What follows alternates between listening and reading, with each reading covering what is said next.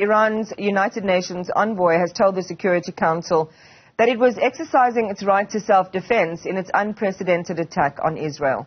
The Security Council held an emergency meeting yesterday after Iran launched its first ever attack on Israel on Saturday. The attack was in response to a suspected Israeli strike on Iran's embassy in Syria earlier this month.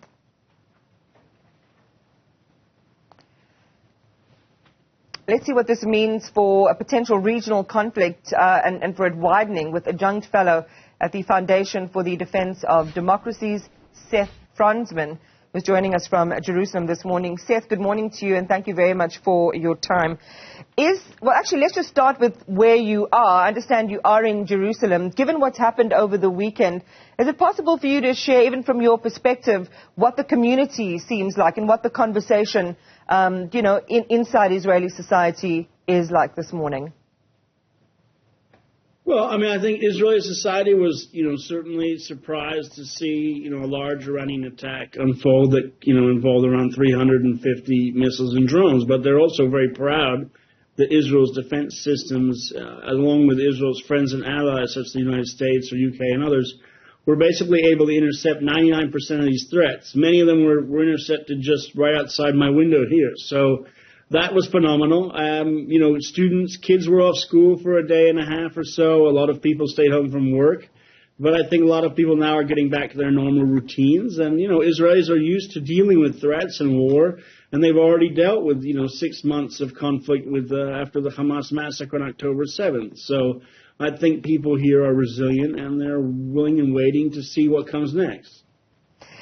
So when we look at the responses from the Israeli officials and from Iranian officials as well, what we understand is Iran saying this was pinpointed, it was calculated, and it was proportionate, almost in a sense as this is enough. We've seen from the Israeli perspective a sense that there would be retaliation for this within the next day or so, or 48 hours since the start of this attack. How do you see it playing out? As we discussed this earlier on my show, and some of the analysts were saying it's hard to tell because nothing has been sort of cast in stone. It's very fluid, it's developing. What is your sense on how this could play out from an Israeli perspective, hearing what you're hearing from Israeli officials? Well, I think, Israel is going to wait and see. I think there has been talk about possible, Israeli retaliation at some point in the future.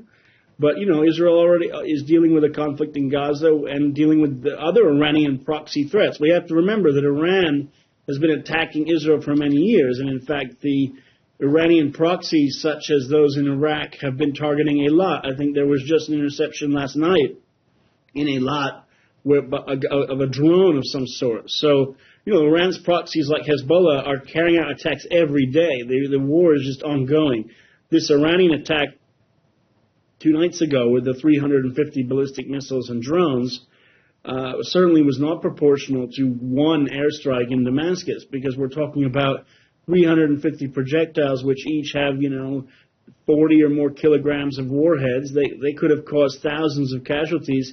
What the Iranians ended up doing was wounding one Arab Bedouin girl in the Negev. I don't see how retaliation for one airstrike that targeted Iranian military personnel in Syria, that the retaliation is to harm some 7-year-old, 9-year-old girl. It's not exactly proportionate. Seth, let's talk a bigger picture in terms of bringing in other countries, the USA on one side and Russia on the other, and the prospects for a wider regional conflict. Well, look, the United States, UK, France, and other countries supported the defense of Israel in terms of these projectiles that were fired, these missiles and drones. And actually, this was an unprecedented work together of all these countries. And the United States, for instance, used naval ships to, as I understand it, to take down several ballistic missiles. That's a unique capability. But I don't think any countries want to see escalation in this region. It's very clear from the messaging that everyone would like Israel to not respond, to basically act with restraint. So I think no one wants to see a wider conflict, and that's why, for instance, I think all these countries were willing to work together to defend Israel, because I think part of the messaging was, okay, we'll work together to defend Israel so there are no casualties. Therefore, Israel will not have a strong reason to retaliate because it won't have a bunch of civilians that may have been killed either in Israel or in Jordan or the other countries that all these Iranian missiles had to fly over. Let's talk about if, as you say, and again, it's anyone's guess exactly what is going to happen next and just how much of an impact it's going to have, even inside a decision that the Israeli government might have with or without the support of Israel. Let's talk about Prime Minister Benjamin Netanyahu and the timing of this attack coming as it does inside, protests against his Likud, party and his leadership, waning popularity, we understand, in terms of some of the polls. His popularity is at a low. He's been criticized for his handling of the war in Gaza. Where does all of this leave him, these developments? Does it bolster his position or weaken it?